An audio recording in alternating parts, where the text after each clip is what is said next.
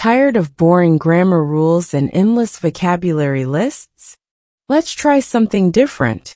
Here, you learn English by living a story, not just reading it, feeling it. These stories teach without teaching. All you gotta do is hit that subscribe button, give the video a thumbs up, and get comfy. Because today we're climbing up one of the most famous churches in the world. And someone forgot the sunscreen. Barcelona was warm. Not hot. Not cold. Just warm in that way that makes you want to walk slowly and smile at strangers. The streets buzzed with scooters, laughter, and camera clicks. And in the middle of it all stood something truly impossible. La Sagrada Familia. Some called it a church. Others a dream made of stone.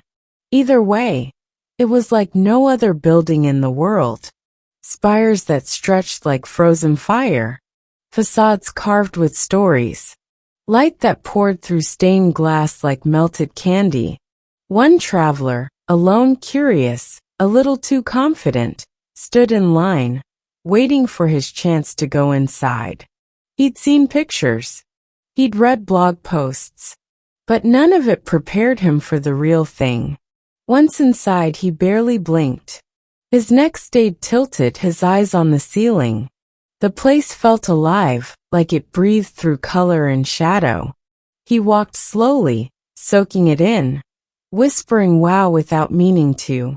Then he saw the sign. Access to the rooftop, Towers of Passion facade. And just like that, he was in line again. An elevator waited. A guide handed out small maps. No one spoke. Everyone looked up. The elevator doors closed. And when they opened, sky. Not all of it, just enough. The rooftop was narrow. Long stone walkways, winding stairs, gaps in the stone that gave full views of Barcelona below. The wind danced between the towers, carrying sounds from the streets. A guitar, a bus horn, someone laughing loudly in Spanish. He loved it. He took off his jacket. The sun hit his skin. Warm. Strong. But not painful. At least, not yet. He wandered slowly. Paused at each archway. Snapped pictures. Zoomed in. Zoomed out. Squinted. Smiled. And never once thought about the sun on his skin. It wasn't like the beach. He wasn't lying still. He wasn't even thinking about tanning. He was moving, exploring, learning. He felt protected by the beauty around him. But the sun didn't care. It burned anyway, minute by minute. He stood still for a while, near one of the taller spires, watching pigeons fly between the towers. Other tourists walked past. Some wore hats. Some carried little hand fans. One woman even had a mini umbrella. He laughed to himself. Overkill, he thought. Then a small group passed him, German maybe. One of them looked at him and did a tiny double take. A blink. A frown. He didn't notice. He was too busy taking pictures of the gargoyle faces carved into the stone. After nearly an hour, he reached the staircase that spiraled down into the body of the church again. Narrow, steep, dizzying. His shoulders brushed the stone. His hands stayed glued to the rail. He emerged back into the cooler air of the main hall. And something felt strange. Warmth on his face. A slight sting on his nose. A weird tightness around his eyes. He pulled out his phone. Flipped the camera to selfie mode. And there it was. Red. Bright, bright red. His nose, his cheeks, his forehead.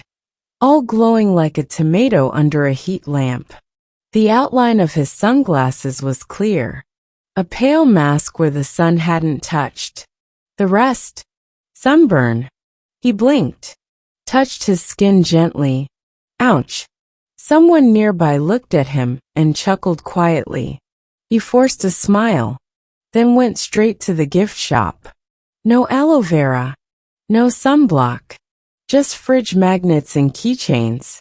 So he bought a tiny fan and a wide straw hat and wore both all the way back to his hostel. That night in the hostel bathroom, he looked at himself again in the mirror.